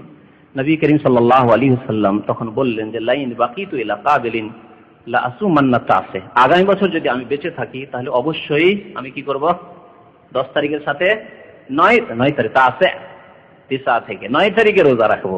তো নবী সাল্লাল্লাহু আলাইহি ওয়াসাল্লাম 9 তারিখে রোজার কথা এখানে আশা করেছিলেন, কিন্তু এটি ছিল শেষ বছর। তারপরে আরেক বছর পুরা হতে পারে না, নবী করিম সাল্লাল্লাহু আলাইহি ওয়াসাল্লামের রবিউল আউয়াল মাসে ইন্তেকাল হয়ে গেল। কিন্তু নবী সাল্লাল্লাহু আলাইহি ওয়াসাল্লাম আকাঙ্ক্ষা প্রকাশ করেছেন এবং বিরোধিতা করতে বলেছেন ইহুদি খ্রিস্টানদের। আরেকটি হাদিস রয়েছে খালিফুল ইহুদ, ইহুদিদের তোমরা বিরোধিতা করো, ফাইন্নাহুম ইয়াসুমুনা ইয়াওমান, তারা একদিন রোজা রাখে, সুমু ইয়াওমান ক্বাবলা আও ইয়াওমান বাদা, তোমরা একদিন পূর্বে রোজা রাখো অথবা একদিন পরে রোজা রাখো। তাই যদি হয় তাহলে এই হাদিস দ্বারা আরেকটু বেশি সুবিধা হলো কি, যে কেউ যদি 9 তারিখ 10 তারিখ না রাখতে পারে তাহলে কি করবে, 10 তারিখ 11 তারিখ রোজা রাখবে। এটি হচ্ছে সুন্নাত বা উত্তম। কিন্তু কারো পক্ষে যদি সম্ভব না হয় একটি রোজা শুধু রাখতে চায়, যেহেতু দীর্ঘদিন ধরে নবী করিম সাল্লাল্লাহু আলাইহি সাল্লাম সাহাবায়ে কেরামরা একদিন রোজা রেখেছেন, শেষ দিকে আকাঙ্ক্ষা করেছেন যে আমরা বিরোধিতার উদ্দেশ্যে 2 দিন করে নেব রোজা, সুতরাং কেউ যদি একটিও রোজা রাখতে পারে তবুও রাখতে পারবে। এমনকি সেই দিন যদি জুমার দিনও হয়, জুমার দিন এমনি ভাবে রোজা রাখতে নিষেধ করা হয়েছে। শনিবারের দিনে নবী করিম সাল্লাল্লাহু আলাইহি সাল্লাম শুধু শনিবারে রোজা রাখতে নিষেধ করেছেন, কিন্তু এই আশুরার রোজা হচ্ছে কারণগত আশুরা, বিশেষ রোজা। সুতরাং আশুরার দিন 10ই মুহররম যদি শনিবারও হয় তবু রোজা রাখতে পারবে, 10ই মুহররম যদি জুমার দিনও হয় তবু রোজা রাখতে পারবে। কেউ যদি 2টি রোজা না রাখতে পারে তো একটি রোজাও রাখতে পারে। বহু উলামায়ে কেরামরা বলেছেন যে যদি কেউ 3টি রোজা রাখে তাহলে এটি আরো ভালো। এতে হবে কি যে একটু সন্দেহের ঊর্ধ্বে চলে যাবে, কারণ অনেক সময় মাসের একটু সন্দেহ থাকে যে মাস পুরা হয়ে, যেমন 29 গেল, এই যে জিলহজ মাস 29 গেল, 29 গেল না 30, এতে তো সন্দেহ আছে। যদি এরকম কিছু সন্দেহ থাকে তো সন্দেহ থেকে দূরে ঊর্ধ্বে হয়ে গেল। 3 দিন রোজা রাখলে মধ্যখানে 10টা আসবে না, 9, 10, 11 যদি রোজা রাখে, 3 দিন রোজা রাখে, তাহলে এই 3, 4 একদিনে 10 তারিখ পড়বে অবশ্য। 8, 9, 10 এরকমও হতে পারে। আবার কি হতে পারে, 10, 9 যদি নাই হয় তো 10, 11, 12 হইলো তো 10টা পেয়ে নিল, আর 9, 10, 11 হইতে পারে, ঠিক কিনা? তাহলে 3টি রোজা রাখলে কিন্তু কমন ভাবে 10 তারিখে পেয়ে যাবে। সুতরাং 3টি রোজা কেউ যদি রাখতে পারে তো এটিকে হাফিজ ইবনে হাজার রাহমাতুল্লাহ আলাইহি বলেছেন এটি সবচেয়ে উত্তম রোজা। আর যদি তা না হয় তো 2টি রোজা রাখবে। 2টি যারা রাখবে তাতে 9 এবং 10 রাখা বেশি উত্তম, আর 10, 11 যদি রাখে তাও চলবে। আর যদি কেউ তাও না পারে, কমপক্ষে একটিও রোজা রাখে, তবুও তার জন্য জায়েজ আছে, যদিও উত্তমের খেলাফ জায়েজ রয়েছে। এই ছিল রোজা। নবী করিম সাল্লাল্লাহু আলাইহি ওয়াসাল্লাম ইহুদিদের বিরোধিতা আরেকটি পয়েন্টে করেছেন, সেটাও আমাদের মনে রাখা দরকার। তা হচ্ছে যে নবী করিম সাল্লাল্লাহু আলাইহি ওয়াসাল্লাম দেখেন যে তারা এই দিনকে ঈদ মনে করে, উৎসবের দিন মনে করে। উৎসবের দিনে নবী করিম সাল্লাল্লাহু আলাইহি ওয়াসাল্লাম রোজা রাখতে কি করেছেন, নিষেধ করেছেন। ঈদুল ফিতর রোজা রাখা যাবে, জায়েজই নাই, হারাম। ঈদুল আযহা কুরবানির দিনে রোজা রাখা জায়েজ নয়। এমনকি তার সাথে আইয়ামে তাশরিকও নবী সাল্লাল্লাহু আলাইহি ওয়াসাল্লাম রোজা রাখতে নিষেধ করেছেন 3 দিন। তাহলে বছরে 5 দিন রোজা রাখতে নবী করিম সাল্লাল্লাহু আলাইহি ওয়াসাল্লাম নিষেধ করেছেন। আইয়ামে তাশরিকে হাজী সাহেবরা বিশেষ একটি অবস্থায় রোজা রাখতে পারে, কিন্তু এই ঈদুল ফিতর, ঈদুল আযহায় কোনো অবস্থায় রোজা রাখা জায়েজ নয়। ঈদুল ফিতর, ঈদুল আযহায় কোনো অবস্থায় মুসলিম উম্মার জন্য রোজা রাখা জায়েজ নয়। ইহুদিরা এই দিনে কি করত, উৎসব করত। আর ইসলামে উৎসবের বিপরীত হচ্ছে রোজা রাখা। উৎসবের বিপরীত হচ্ছে রোজা রাখা। নবী করিম সাল্লাল্লাহু আলাইহি ওয়াসাল্লাম রোজা রাখতে এই জন্য বললেন যাতে করে ইহুদিদের ভালোভাবে বিরোধিতা হয়ে যায়, তারা উৎসব করে আর আমরা উৎসবের দিনে রোজা রাখি না, সুতরাং আমরা রোজা রাখি, যাতে করে উৎসবে পরিণত না হয়। এইভাবে বিরোধিতা করেছে নবী করিম সাল্লাল্লাহু আলাইহি ওয়াসাল্লাম ইহুদিদের। এই মুহররম সম্পর্কে 2টি জাত বা 2টি দল গোমরাহির শিকার হয়েছে, মানে বিভ্রান্ত হয়েছে, পথভ্রষ্ট হয়েছে, জাহান্নামের পথ নিয়েছে। 2টি দল। আর একটি দল হচ্ছে আহলে সুন্নাত ওয়াল জামাত, কোরআন এবং হাদিসের অনুসারী দল, যাদের কথা বললাম কি করতে হবে, নবী সাল্লাল্লাহু আলাইহি ওয়াসাল্লামের হাদিসের আগে এতক্ষণ যে আলোচনা হলো তা হচ্ছে এই দিনে রোজা রাখা। এর আগে একদিন রাখেন, পরে রাখেন, এই যে যা বললাম তাই। এটি হচ্ছে কোরআন এবং হাদিসের অনুসারী উম্মতে মুসলিমার কাজ, এটি হচ্ছে করণীয়। আর 2টি দল যে গুমরাহ হয়েছে, এইদিকে একটি দল, ওইদিকে একটি দল, আর 2টি দল জাহান্নামের পথে যাচ্ছে। তার একটি দলের কথা বলি। একটি দল হচ্ছে তারা যারা এই 10ই মুহররমকে কিসের দিন মনে করে, শোকের দিন মনে করে, মাতমের দিন, দুঃখ কষ্ট প্রকাশ করার দিন, বেদনা ব্যথার দিন। তাদের এই দিন, এই দিনের আগে পরে শোকে ভরা, মাতমে ভরা, তাজিয়া করার দিন। আর ইতিহাস প্রায় 1400 বছর থেকে ইতিহাস চলে আসছে এই বিদাতি বিভ্রান্ত গুমরা জাহান্নামী দলের কাছে। বুঝতে পেরেছেন? অথচ নবী করিম সাল্লাল্লাহু আলাইহি সাল্লাম কারণ মৃত্যুর ওপর কয়দিন শোক করার অনুমতি দিয়েছেন? মাত্র 3 দিন। একমাত্র একজন ব্যক্তির জন্য এর অতিরিক্ত কিছু সময় দিয়েছেন, তা হচ্ছে কে? স্বামী। স্বামীর ক্ষেত্রে স্ত্রী কতদিন শোক প্রকাশ করতে পারবে? 4 মাস 10 দিন।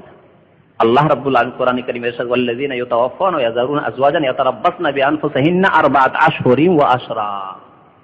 যদি কেউ ওয়াফাত পেয়ে যায়, ইন্তেকাল করে যায়, তাহলে ইয়াতারাব্বাসনা বিআনফুসিহিন্না 4 আশহুর, তার স্ত্রীরা কি করবে?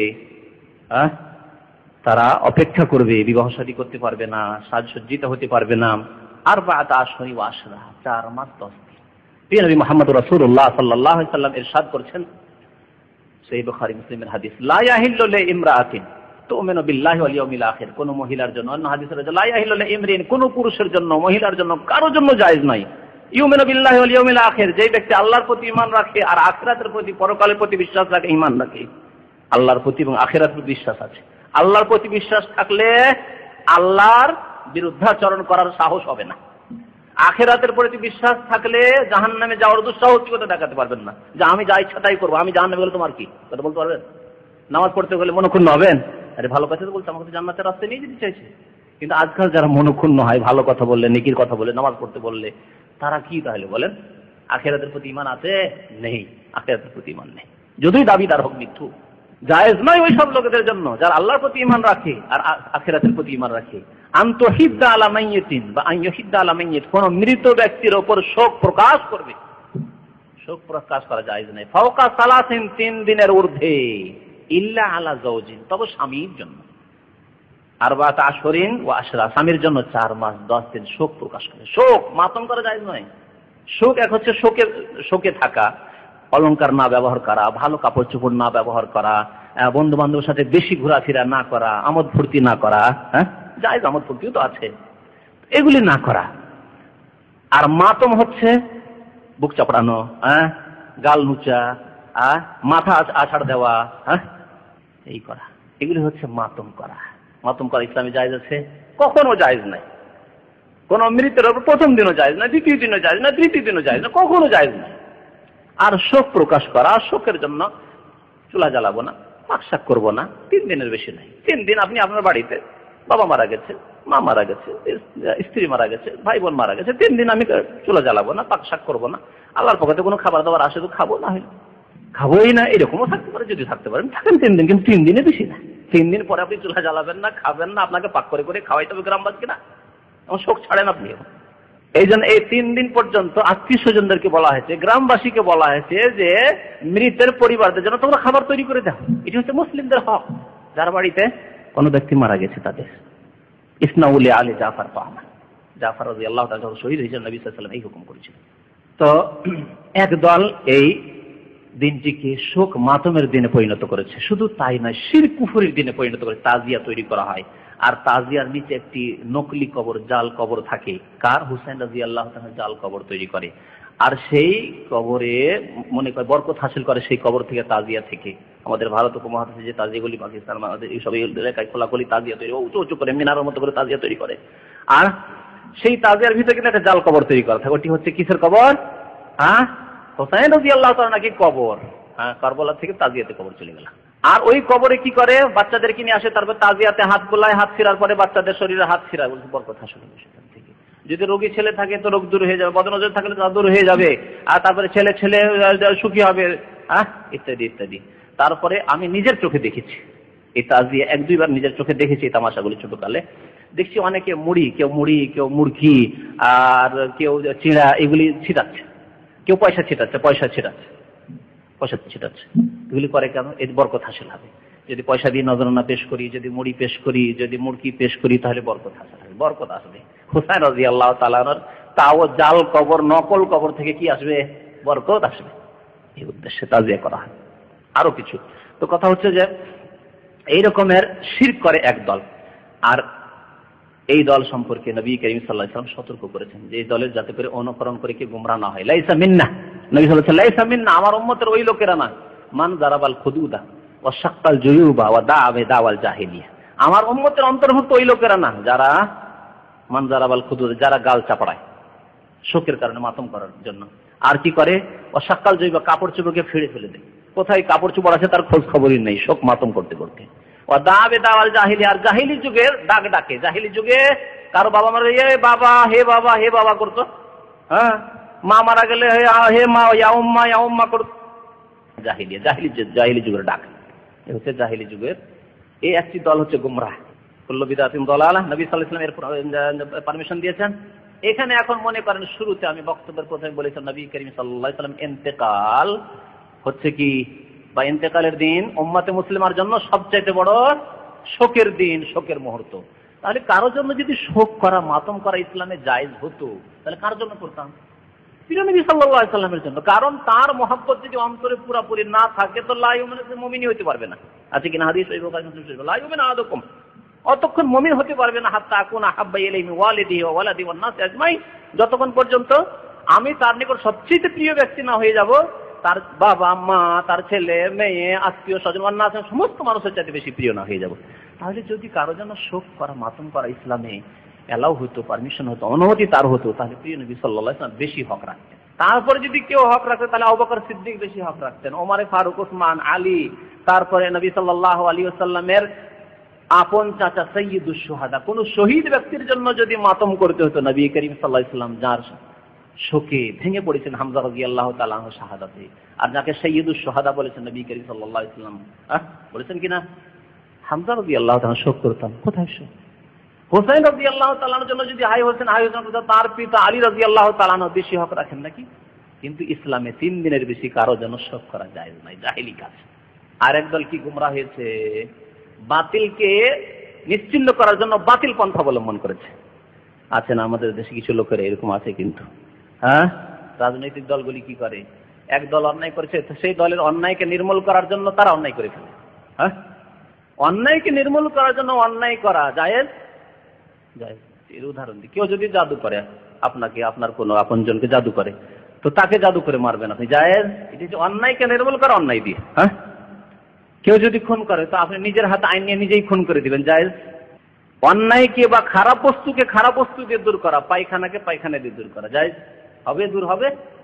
আচ্ছা, পায়খানা দূর হয়, পায়খানাকে যদি পেশাব দিয়ে দূর করা হয়, পায়খানা পরিষ্কার করার জন্য পেশাব ব্যবহার করলেন, চলবে? চলবে না। তো ওই রকম আরেকটি গুমরাহ দল কি করেছে কি, যে পায়খানা দূর করার জন্য এরা মাতম করবে, এই 10 মুহররমে সারা জীবন ধরে এরা মাতম করতে থাকবে, শোক করতে থাকবে, এইসব বিদআতি কাজ করতে থাকবে। এদের বিদআতকে নির্মূল করার জন্য আরেক বিদআত শুরু করেছে, পায়খানাকে ধুয়ে সাফ করার চেষ্টা করেছে পেশাব দিয়ে। তারা হচ্ছে কারা? তারা হচ্ছে নাসিবি, তাদের নাম হচ্ছে নাসিবি।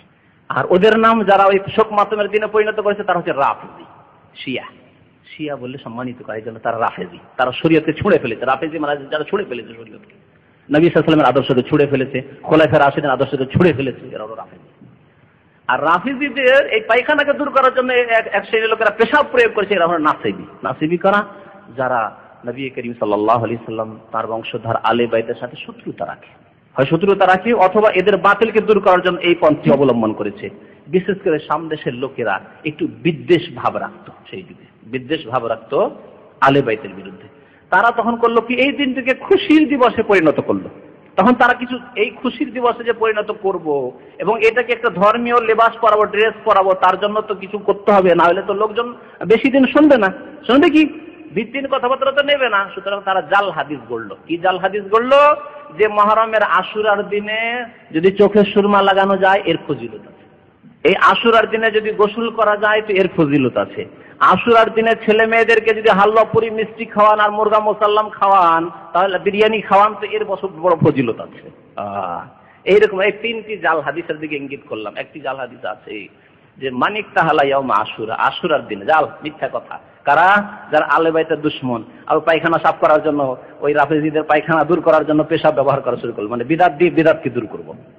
এরা বিদআতি পথ অবলম্বন করলো নবী সাল্লাল্লাহু আলাইহি ওয়াসাল্লামের সুন্নাত তরিকা বাদ দিয়ে, যে আশুরার দিনে কেউ যদি সুরমা লাগায় তো লাম ইয়ারমাদ আবাদা, তার চোখের কোনদিন রোগ হবে না, বুঝলেন? আরেকটি হাদিস বললো মানিক তাসালা ইয়াউমা আশুরা, আশুরার দিনে কেউ যদি গোসল করে তাহলে লাম ইয়ামরাজ আবাদা, কোনদিন সে রোগাক্রান্ত হবে না, রোগী হবে না, বালা মুসিবত আসবে না, রোগ আসবে না। তার ডাক্তারের প্রয়োজন নেই।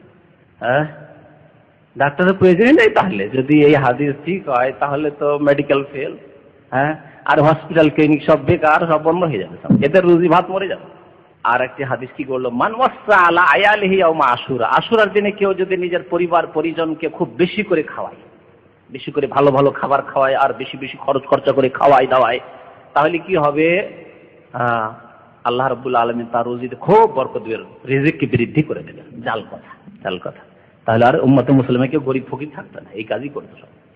এরা একদল গোমরাহ যে এই দিনকে বেশি বেশি খাওয়ার দিনে পরিণত করে এবং খুশি করো। সুরমা লাগানো মানে সাজা, আমরা ঈদের দিনে অনেকে সুরমা লাগাই, তাই না, সাজসজ্জিত হওয়া। একদল এই আশুরার দিনকে ঈদ উৎসবের দিনে ইহুদি নাসারাদের মতো পরিণত করলো, ইহুদিদের মতো। আর আরেক দল এই দিনকে শোক মাতমে পরিণত করলো। আর আহলে সুন্নাত ওয়াল জামাত, কোরআন এবং হাদিসের অনুসারীরা এই দিনে তাই করে যা নবী করিম সাল্লাল্লাহু আলাইহি ওয়াসাল্লাম করেছেন এবং সাহাবায়ে কেরামরা করেছেন। নবী সাল্লাল্লাহু আলাইহি ওয়াসাল্লাম যা হুকুম করেছেন তা হচ্ছে এই দিনে রোজা রাখা। কি উদ্দেশ্যে? আল্লাহর শুকরিয়া জ্ঞাপনের জন্য। মুসা আলাইহিস সালাম নবী, তার অনুকরণ করেছেন নবী করিম সাল্লাল্লাহু আলাইহি ওয়াসাল্লাম, নবী সাল্লাল্লাহু আলাইহি ওয়াসাল্লামের অনুকরণ করার জন্য আমরা রোজা রেখে থাকি। এই রোজাও যদি কেউ রাখে, আরেকটি কথা বলে শেষ করি, রোজাও কেউ যদি রাখে আর যদি ধারণা করে এই রোজা হচ্ছে শোকের রোজা, আমাদের দেশের জাহেল সমাজে অনেকের কিন্তু এইরকম ভ্রান্ত আকীদা আছে যে রোজা কি জন্য, যে এই দিনে হুসেন রাদিয়াল্লাহু তাআলা কারবালার মাঠে শহীদ হয়েছেন, আর পানি পাননি, ফোরাতের পানি এতে পৌঁছিতে দেওয়া হয়নি তাকে, পিপাসায় সারাদিন তিনি থেকেছেন, সুতরাং আমরাও পিপাসায় থেকে রোজা রাখছি। যদি এইরকম আকীদা রাখে, রোজা রাখলো কিন্তু আকীদা ভ্রান্ত, সেই জন্য সেই ব্যক্তি বিদাতি, আর বিদাতি আকীদা কোনো নেকি পাবে না। তাহলে রোজা রাখতে হবে আকীদাটা ঠিক করে, বিশ্বাস ঠিক করে। বিশ্বাস কি? যে নবী করিম সাল্লাল্লাহু আলাইহি ওয়াসাল্লামের সুন্নতের অনুসরণে আমরা রোজা রাখছি। আর এই রোজার প্রেক্ষাপট হচ্ছে আল্লাহ রাব্বুল আলামিন এই দিন মুসা আলাইহিস সালামকে, তার কওমকে মুক্তিদান করেছিলেন, রেহাই দিয়েছিলেন জালেমদের হাত থেকে। আর আল্লাহর দুশমন ফিরাউন এবং তার সেনাবাহিনীকে আল্লাহ ধ্বংস করেছিলেন। আল্লাহ রাব্বুল আলামিন যেন আমাদেরকে নেক আমলের তৌফিক দান করেন। আল্লাহ আমাদের গুনাহ খাতা যেন মাফ করে দেন। আল্লাহ আমাদেরকে ফরজ, ওয়াজিব, সুন্নাত এবং নবী করিম সাল্লাল্লাহু আলাইহি ওয়াসাল্লামের তরিকায় চলার যেন তৌফিক দান করেন এবং ইবাদত বন্দেগী নবী করিম সাল্লাল্লাহু আলাইহি ওয়াসাল্লামের তরিকায় করার যেন তৌফিক দান করেন। আল্লাহ রাব্বুল আলামিন আমাদের আমল যেন কবুল করেন। আমাদের অতীতের গুনাহ খাতা সগীরা কাবীরা সব গুনাহ যেন আল্লাহ মাফ করে দেন। ভবিষ্যৎ জীবনকে আল্লাহ রাব্বুল আমাদেরকে ইসলামী জীবন গড়ে তোলার তৌফিক যেন দান করেন। আমিন। সাল্লাল্লাহু আলা নবিয়িনা মুহাম্মদ ওয়া আলা আলিহি ওয়া সাহবিহি আজমাইন।